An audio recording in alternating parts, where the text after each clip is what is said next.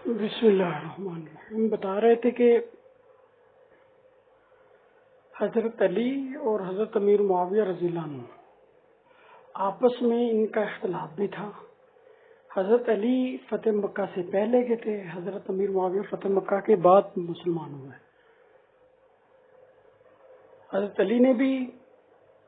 اسلام کے لیے بہت خرچ کیا، بہت قربانی دی، جہاد کیا. حضرت امیر معاویہ رضی اللہ عنہ نے بھی کیا. لیکن حضرت علی کا فتح مکہ سے پہلے بھی ہے، فتح مکہ کے بعد بھی ہے. حضرت امیر معاویہ کا فتح مکہ کے بعد ہے. تو اب دونوں صحابی ہیں،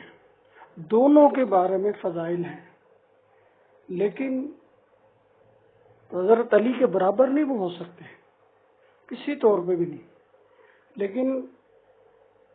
حساب کتاب میں، جنتی ہونے میں، صحابی ہونے میں وہ سارے صحابہ کرام کی طرح بلا حساب کتاب جنت میں جائیں گے. کسی قسم کا کوئی حساب کتاب نہیں ان سے ہو سکتا. اس آیت کی روح سے جو میں نے عرض کی تھی، فتح مکہ سے پہلے اور بعد میں جو مسلمان ہوئے نبی صلی اللہ علیہ وسلم کے ساتھ جنہوں نے جہاد کیا، وہ سارے کے سارے سے اللہ نے جنت کا وعدہ کیا. بلا حساب کتاب جنت کا وعدہ ہے. یہ اللہ نے جو اچھا وعدہ، بہترین وعدہ جو کیا وہ کیا ہے. اور جب دنیا میں وعدہ کر لیا، اگر حساب کتاب ہونا تو پھر وعدہ نہ کرتا. جب حساب کتاب لینا ہے، کوئی سزا دینی ہے یا کوئی ان کے کچھ بقایا جات ہیں، ان پر کچھ چیزیں طے ہونی ہیں، تو پھر اللہ تعالیٰ نہ کہتا ہے. اللہ نے کہا کہ ان سے وعدہ کر چکا وہ اپنی رضا الہی کا، جنت الفردوس کا، بلا حساب کتاب جنت کا، اپنی زیارت کا، جو بھی مطلب نعمتیں ہیں آخرت کی، وہ ساری کی ساری آپ نے ان کو دے دی. جو وہ دے دی تو وہ سب کے لیے ہیں. وہ فتح مکہ سے پہلے والے ہیں یا فتح مکہ کے بعد والے، سب کے لیے ہیں. تو ایک تو یہ بات ہوگی. دوسری بات یہ کہ حضرت علی اور حضرت امیر معاویہ کے درمیان جنگیں ہوئیں، اختلافات ہوئے. ان باتوں کو سمجھنا پہلے بنیادی طور پہ سمجھنا ضروری ہے، تاکہ آگے ہم چلیں تو یہ بیس ہمیں سمجھ رہے ہیں. اب لوگ یہ کہتے ہیں جی صحابہ کرام سے، جیسے مودودی اور دوسرے لوگ، اگر ہم صحابہ کرام کی غلطی کو غلطی نہیں کہیں گے، ان کے گناہ کو گناہ نہیں کہیں گے، ان کے باطل کو باطل نہیں کہیں گے، ان کی کوتاہیوں کمیوں کو وہ ہم نہیں مانیں گے، تو پھر یہ حق و باطل کی بنیاد ہی نبی نے صحابہ اور ان کے زمانے کے لیے رکھی، پھر تابعین، پھر تبع تابعین قیامت تک. یہ تو پھر حق و باطل کے درمیان تمیز ہی اٹھ جائے گی، یہ تفریق ختم ہو جائے گی. یہ پھر امتیاز ہوگا جی اب ہمارے لیے تو حق و باطل ہے، صحابہ کرام کے لیے حق و باطل نہیں تھا. ایسا نہیں ہے. صحابہ کرام کے لیے بھی حق حق تھا، باطل باطل تھا. تابعین کے لیے بھی یہی تھا.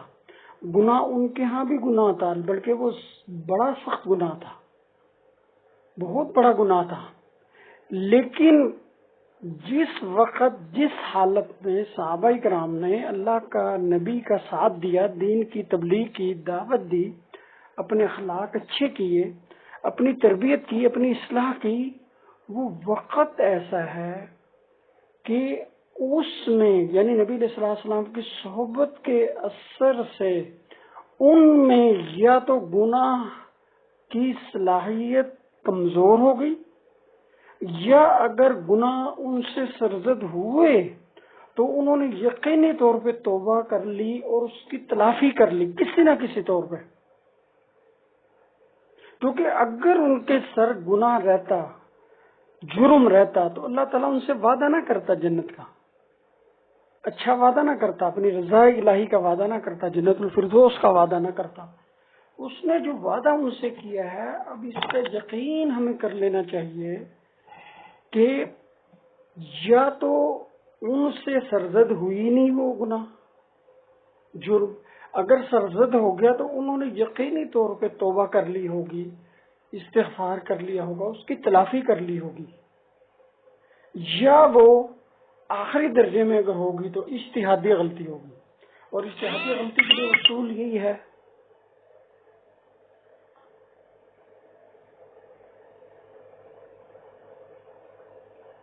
کہ اجتہادی غلطی جو ہے وہ اس کے لیے اصول یہی ہے کہ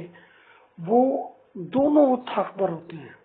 دونوں کو اجر ملتا ہے، دونوں کو ثواب ملتا ہے۔ بس یہ کہ جس کا اجتہاد غلط ہو جائے اس کو ایک ثواب ملتا ہے، جس کا اجتہاد درست ہو، صحیح ہو، تو اس کو دوہرا ثواب ملتا ہے، 2 اجر ملتے ہیں، دگنا ثواب ملتا ہے۔ لیکن جس کا اجتہاد درست نہ ہو، غلطی ہو جائے، تو خطائی اجتہادی اسے کہتے ہیں، اس کو بھی اجر ملتا ہے، ثواب ملتا ہے، دونوں حق پر ہوتے ہیں، دونوں کی ثواب قابل ثواب مستحق ہوتے ہیں ثواب کے۔ اگر گناہ ہوتا تو پھر دونوں کو ثواب کیوں ملتا؟ تو جو بھی صحابہ کرام کے درمیان اختلافات تھے، مشاجرات تھے، جنگیں ہوئیں، وہ غلط فہمی کی بنیاد پر ہوئیں، اخلاص کی بنیاد پر ہوئیں، اور ان میں یا تو انہوں نے توبہ کر لی یا تلافی کر لی، یا انہوں نے خطا اجتہادی کی، اور خطا اجتہادی میں تو گناہ نہیں ملتا، اس میں ثواب ہی ملتا ہے، بس یہ کہ ثواب آدھا ملتا ہے، یعنی اگر درست اجتہاد کرنے والے کو دوہرا ثواب ہے تو اس کو ایک ثواب ملتا ہے، اس کو آدھا اس سے ثواب ملتا ہے، آدھا اجر ملتا ہے۔ اگر یہ گناہ ہوتا تو اجر نہ ملتا۔ اس بنیاد پہ ہم صحابہ کرام کو ان کی غلطیوں، لغزشوں، خطاؤں کی بنیاد پر بھی ان کو معاف، مغفرت، قابل مغفرت اور قابل سزا نہیں سمجھتے، کسی طور پہ ان کو کسی طور پہ مجرم یا قابل سزا یا قابل حساب و کتاب نہیں سمجھتے، بلکہ سارے صحابہ کرام جنتی ہیں، بلا حساب کتاب جنتی ہیں۔ اب آگے دیکھیں، اب اس کو اور اچھی طرح سمجھیے۔ اب حضرت حسن اور حضرت حسین یہ 6-7 سال کے تھے نبی علیہ السلام جب اس دنیا سے گئے، اور مروان بن حکم اور محمد بن ابی بکر یہ بھی 6-7 سال کے تھے۔ مروان جو ہے حکم کا بیٹا ہے، اور یہ حضرت عثمان کا چچا زاد بھائی ہے، اور محمد بن ابی بکر جو تھے یہ ابو بکر صدیق رضی اللہ عنہ کے بیٹے ہیں۔ جب حضرت ابو بکر صدیق رضی اللہ عنہ کا وصال و وفات ہوئی تو ان کی بیوی نے حضرت علی سے شادی کر لی۔ جب حضرت علی سے شادی کی تو یہ بہت چھوٹے تھے، ان کی تربیت، تعلیم مکمل بچپن سے لے کے جوانی تک حضرت علی نے کی، اور ان کی تربیت حسن و حسین کی طرح حضرت حسین کے ساتھ ہوئی۔ یہی وجہ ہے کہ اب دیکھیں اس میں، حالانکہ حسن و حسین ہے، حضرت عثمان کے گھر کا محاصرہ کر لیتے ہیں، باقی آپ کو شہید کرنے کے لیے پانی بند، کھانا پینا بند، آنا جانا بند، مہینے سے بھی زیادہ ہو گیا۔ اب ان کے جو چوکیدار ہیں، ان کے جو گارڈ ہیں، ان کی جو حفاظت پہ مامور ہیں وہ حسن و حسین ہیں، اور ایک طرف حسن و حسین ہیں، ان کی حفاظت کر رہے ہیں، ان کی چوکیداری کر رہے ہیں، ان کی جان کی حفاظت کے لیے کھڑے ہیں، اور دوسری طرف پیچھے سے پھلانٹ کے جو آئے ہیں ان کو شہید کرنے کے لیے حضرت عثمان کو، ان میں محمد بن ابی بکر، یعنی سب کی تربیت حضرت علی نے کی ہے۔ اور یہ نہیں کہ حضرت علی ان کو برا سمجھتے تھے، حضرت محمد بن بکر کو، ان کی تربیت بہت اچھی تھی، بہت نیک تھے، بہت ہی نیک تھے، بس ان کا حضرت عثمان سے اختلاف ہوا۔ حالانکہ حضرت عثمان اشرم مبشرہ میں سے ہیں، فتح مکہ سے پہلے وہ مسلمان ہوئے، شروع مسلمانوں میں سے تھے وہ، لیکن ان کا اختلاف ہو گیا حضرت عثمان سے۔ جنہوں نے پیچھے سے جنہوں نے نقب لگایا، دیوار کو پھاڑا اور اندر پھلان کے آپ کو شہید کرنے کی کوشش کی، ان میں یہ بھی تھے۔ ایک روایت کے مطابق انہوں نے داڑھی کھینچی تو حضرت عثمان نے ان کو شرم دلائی تو پیچھے ہٹ گئے۔ دوسری روایت کے مطابق انہوں نے حضرت عثمان کے سینے پہ بیٹھ کے وار کیے اتنے کہ آپ شہید ہو گئے، اور بھی شریک تھے شہید کرنے والوں میں، لیکن حضرت محمد بن ابی بکر بھی تھے۔ اور دیکھیں جب یہ آئے ہیں، حضرت عثمان شہید ہو گئے، محمد بن ابی بکر سے حضرت علی نے رشتہ ناتا ختم نہیں کیا، حالانکہ 2 بیٹے ان کے گارڈ ہیں، ان کی حفاظت کر رہے ہیں، باغیوں کو اندر نہیں جانے دے رہے حضرت عثمان تک نہیں پہنچنے دے رہے، اور ایک بیٹا یہ کر رہا ہے جو ستیلا بیٹا ہے، اور یہ کہ بیٹے نے یہ کیا، حضرت علی نے ان کو کچھ نہیں کہا کہ کیوں، وہ بھی صحابی تھے، وہ بھی نبی صلی اللہ علیہ وسلم کے ہاتھ پر مسلمان ہوئے تھے، اگرچہ 6-7 سال کے تھے۔ ان سے بہت بڑی غلطی سرزد ہوئی کہ حضرت عثمان کی داڑھی کھینچنا یا ان کے سینے پہ بیٹھ کے وار کرنا یا قاتلین کی حمایت اور تعاون کرنا، ان کے ساتھ جرم میں شریک ہونا، لیکن چونکہ صحابی تھے حضرت علی نے ان کو کچھ نہیں کہا، نہ کچھ سزا دی۔ حالانکہ حضرت علی کی بعد میں خلافت آئی، حضرت حسن کی آئی، انہوں نے کوئی سزا نہیں ان کو دی۔ بعد میں حضرت امیر معاویہ وغیرہ کے زمانے میں ان کو بڑی بے دردی سے پھر شہید کیا، اور وہ کس نے کیا؟ لوگوں کا خیال یہ کہ حضرت معاویہ کے جو ساتھی تھے یا ان کے جو حمایتی تھے یا ان کے جو طرفدار تھے انہوں نے کیا ہوگا، لیکن کنفرم کوئی ایسا نہیں ہے۔ جو دشمنی تھی، جو مسئلہ تھا، وہ تو ان سے ہی تھا ان کو۔ لیکن میں یہ بتانا چاہ رہا ہوں کہ ایک بندے کا ہاتھ ہے، لیکن ان کا ہاتھ کیوں ہوا؟ کہ غلط فہمی یہاں سے ہوئی کہ حضرت عثمان سے اختلاف ہوا تو حضرت عثمان نے ایک گورنر کو بدل دیا، عبداللہ ابن ابی سرح کو، اور جو گورنر کی تبدیلی معزولی کا جو لیٹر تھا، خط تھا، وہ محمد بن ابی بکر کی سرپرستی میں بھیجا، اور ان کو مقرر کر کے بھیجا کہ آپ وہاں جا کے ان کی جگہ محمد عبداللہ بن ابی سرح کی جگہ آپ گورنر لگ جائیں۔ آپ رستے میں ہی تھے تو وہ جو لے کے جا رہا تھا خط وہ پکڑا گیا، اس کو جو پکڑا تو اس سے ایک خط برآمد ہوا، اس میں یہ لکھا تھا، حضرت عثمان کی مہر تھی کہ حضرت یہ محمد بن ابی بکر جو ہی پہنچے آپ کے پاس اس کو قتل کر دو۔ وہ وہیں سے حضرت محمد بن ابی بکر واپس آ گئے، انہوں نے حضرت عثمان سے کہا کہ یہ آپ کا خط، آپ کا مہر نہیں ہے، آپ کا لیٹر پیڈ نہیں ہے، یہ محکمے سے جاری نہیں ہوا یہ خط۔ حضرت عثمان نے کہا کہ مجھے نہیں پتا، انہوں نے کہا مہر میری نہیں ہے یہ، اور انہوں نے کہا جو اونٹنی جو لے جس پہ یہ اونٹنی وہ جا رہا تھا یہ لے کے، یہ اونٹنی آپ کی نہیں ہے۔ انہوں نے کہا میری ہے، لیکن کچھ دن پہلے چوری ہو گئی تھی۔ اور پھر جب پتا چلا تو وہ مہر جو تھی وہ مروان بن حکم کے پاس تھی، یعنی حضرت عثمان جو بھی حکم دیتے تھے اس پہ مہر مروان بن حکم لگاتے تھے۔ حضرت عثمان کو محمد بن ابی بکر نے کہا ٹھیک ہے، ہم آپ کی بات ساری مان لیتے ہیں، اس مروان کو ہمارے حوالے کرو، کیونکہ اس نے قتل کا حکم دیا نا، آپ نے مجھے گورنر وہاں بنا کے بھیجنے کا نوٹیفیکیشن دیا، نوٹیفائی کیا مجھے، اور اس نے کہا کہ یہ جاتے ہی اس کو قتل کر دو۔ تو اس نے ایک خلیفہ کے حکم کی نافرمانی کی، مخالفت کی، اس سے بغاوت کی، اور پھر ایک ناحق کسی کو قتل کرنے کا حکم دیا، اقدام قتل، تو اس کو ہمارے حوالے کر دو۔ حضرت عثمان نے ان سے بات کی تو حضرت عثمان نے کہا کہ یہ مہر اس کی ہماری نہیں ہے، یہ کسی نے جعل سازی سے جعلی بنوائی ہے اور ان کی طرف سے اس نے لگا دی ہے۔ اس کی دلیل یہ ہے کہ کچھ دن پہلے ہماری یہی اونٹنی چوری ہوئی ہے، تو ظاہر بات ہے جس نے چوری کی اس نے پوری پلان کی، پورا پلاٹ کی سٹوری، تو یہی ہے کہ یہ بندہ جو ہے کہ جس نے چوری کی اس نے مہر نکلی بنائی، اور نکلی اس زمانے میں بن جاتی تھی، کندھا کرنا پڑتا، جیسے پتھر نہیں کندھا کرتے یا لکڑی کو، وہ بہت جلدی بن جاتی ہے۔ آج کل تو مشکل ہے مہر بنانا، اس زمانے میں مہر بنانا بالکل آسان تھا۔ وہ انہوں نے کہا ایک مہر تو ہزاروں ویسی بن جاتی ہے، بہرحال یہ میرے والی مہر نہیں ہے، اور نہ مروان نے یہ لگائی ہے، اور اس کی دلیل ہماری اونٹنی چوری ہو گئی تھی جس اونٹنی پہ یہ جا رہا تھا لے کے۔ بہرحال حضرت عثمان نے محمد بن ابی بکر کے حوالے مروان کو نہیں کیا، یعنی اپنے منشی کو، اپنے نائب کو جو مہر لگاتا تھا اس کو حضرت محمد بن ابی بکر کے حوالے نہیں کیا۔ اس وجہ سے پھر باقیوں نے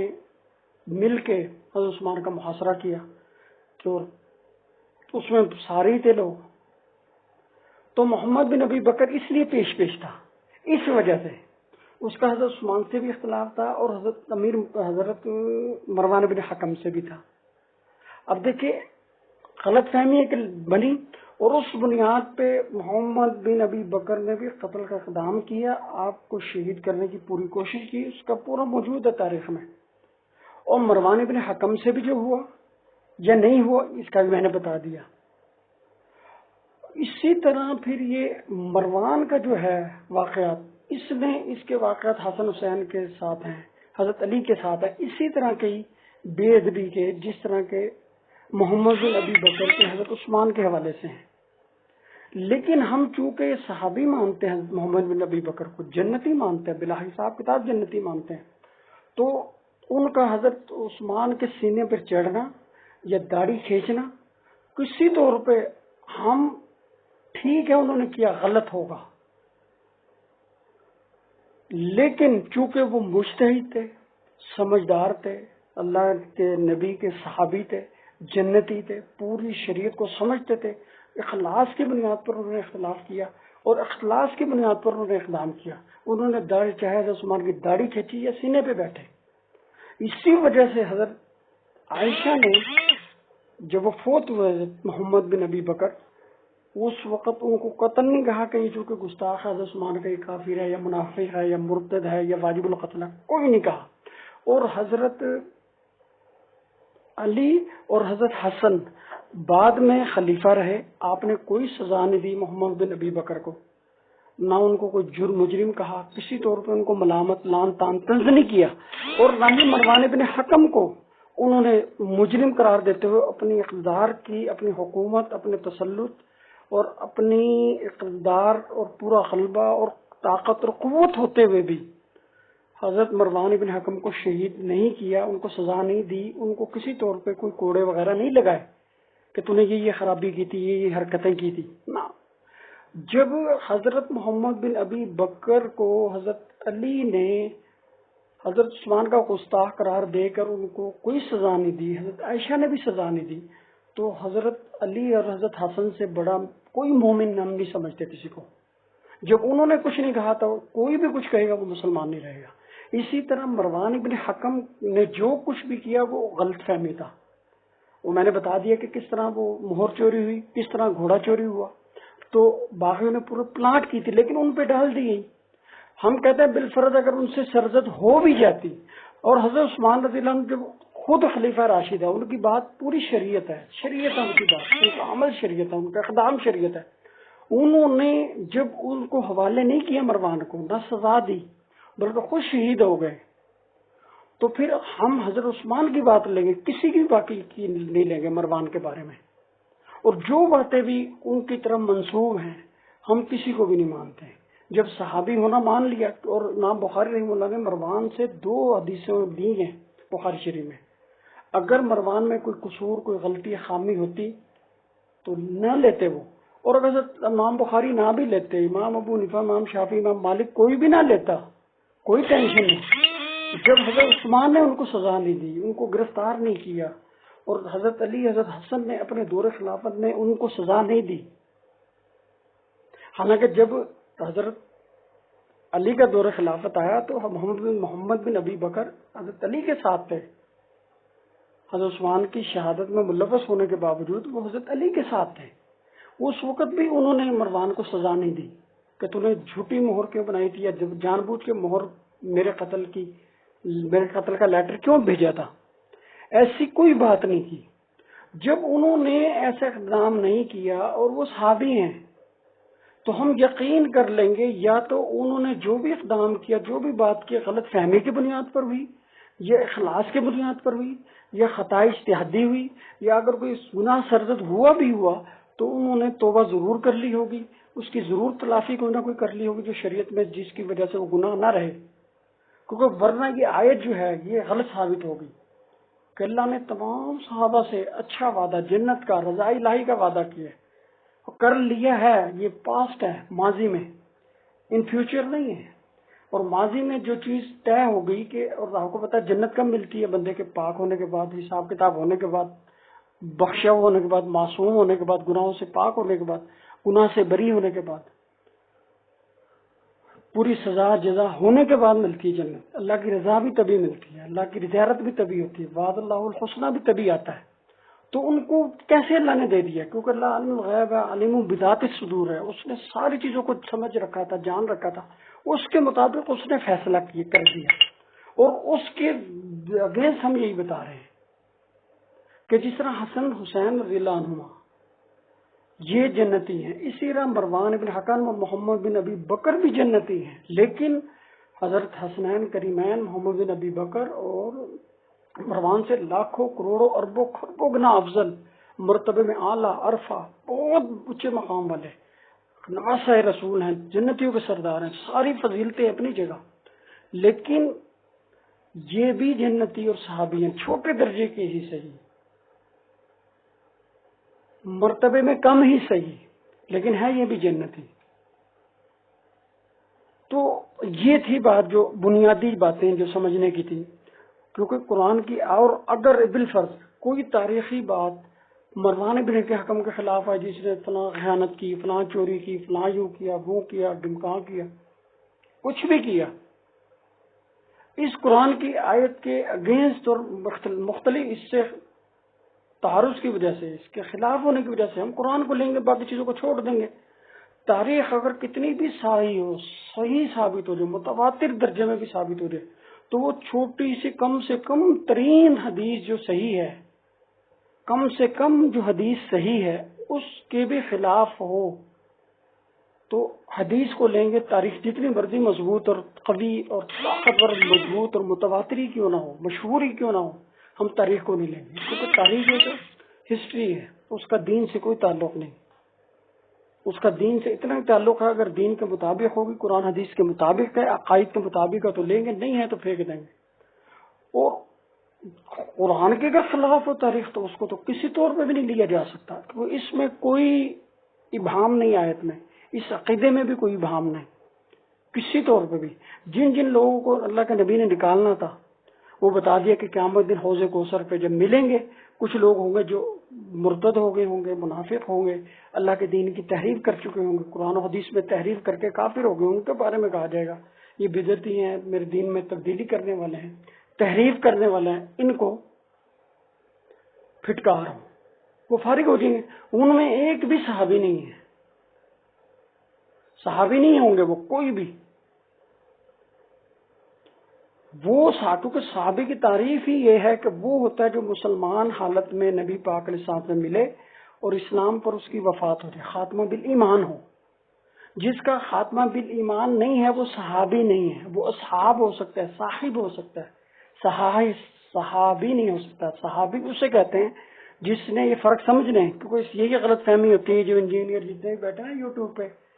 گمراہیاں پھیلا رہے ہیں، ان کو اتنی تمیز نہیں ہے کہ صحابی اور صاحب میں کیا فرق ہے. جیسے قرآن میں ہوتا ہے اصحاب الجنہ، اصحاب النار،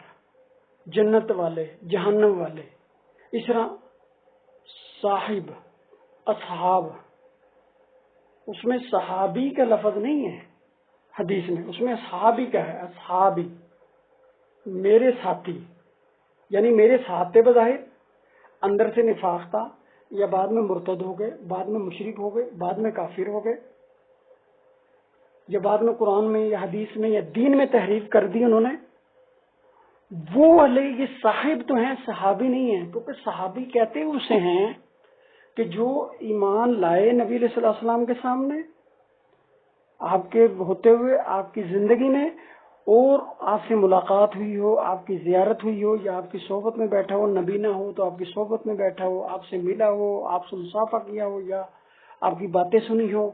یا آپ کی مجلس میں آیا ہو، یا آپ کے گھر آیا ہو، یا بازار میں ملا ہو، یا رستے میں ملا ہو، یا مسجد میں ملا ہو، یا سفر میں ملا ہو، یا حضر میں ملا ہو، یا غار میں ملا ہو، یا پہاڑ پہ ملا ہو، یا کسی کشتی پہ سفر کرتے ہوئے ملا ہو، کہیں بھی ملا ہو.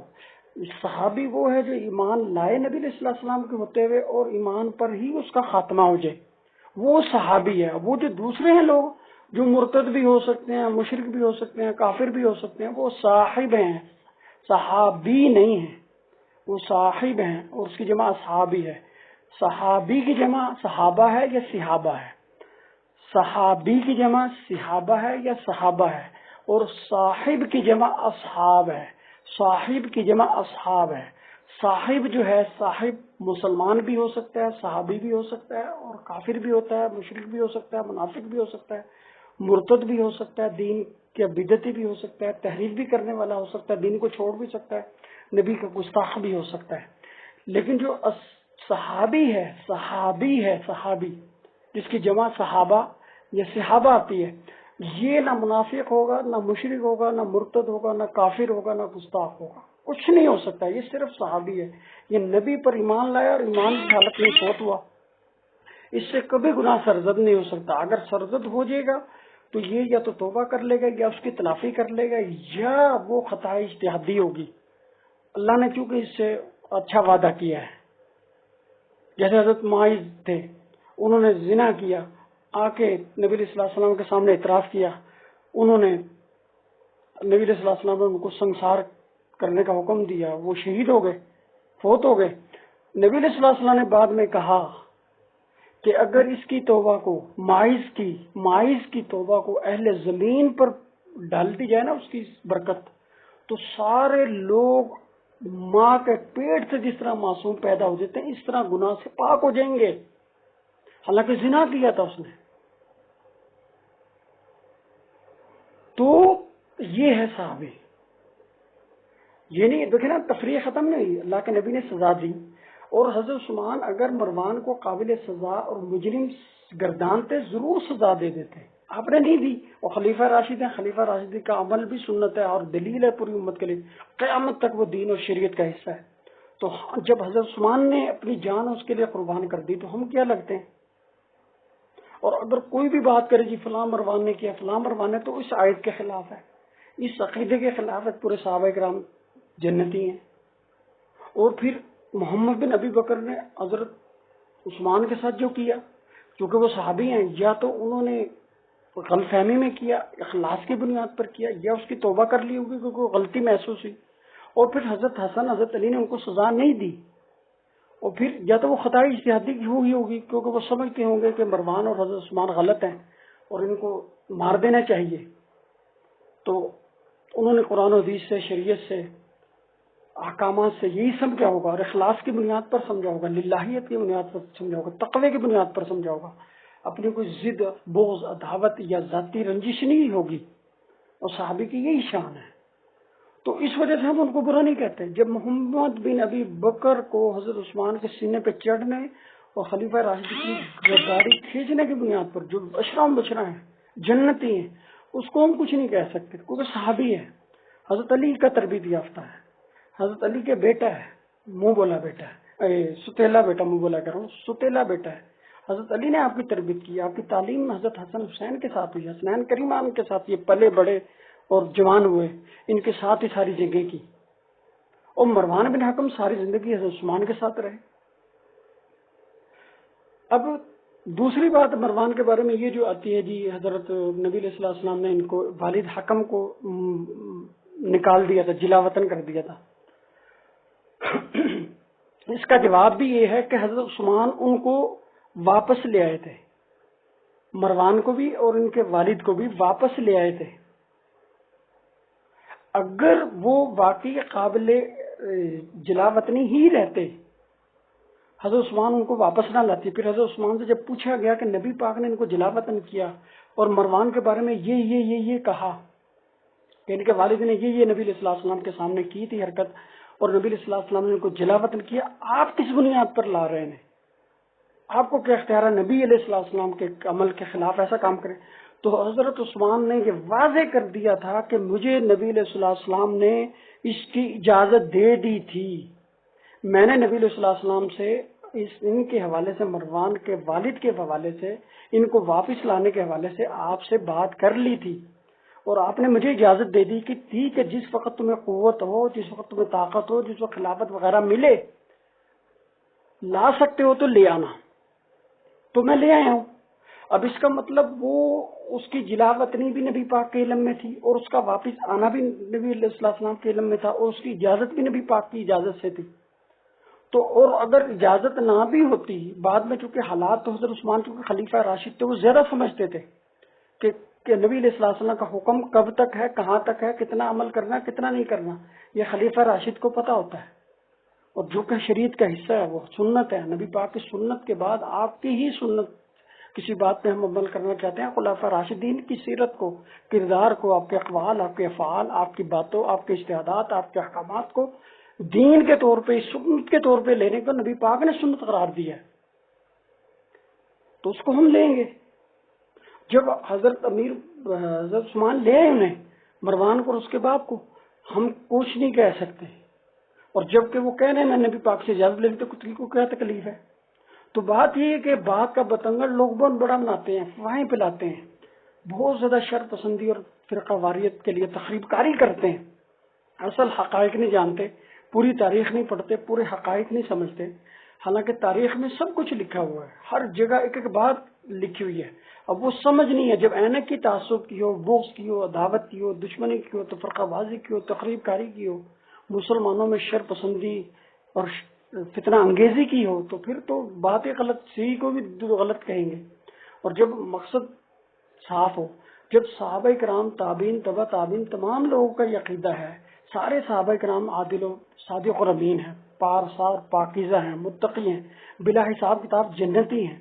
ان سے گناہ ہوں گے، سرزد ہوں گے، حرکتیں ہوں گی، لیکن غیر صحابی اور صحابی میں فرق یہ ہے کہ وہاں حق اور باطل، حق حق ہی ہوتا ہے، باطل باطل ہی ہوتا ہے، اس کو بہت سختی سے لیا جاتا ہے، حق کو حق اور باطل کو باطل، اس پہ عمل ہوتا ہے، تمیز ہوتی ہے، تفریق ہوتی ہے، اور سمجھا جاتا ہے، الگ الگ چیزیں مانی جاتی ہیں۔ لیکن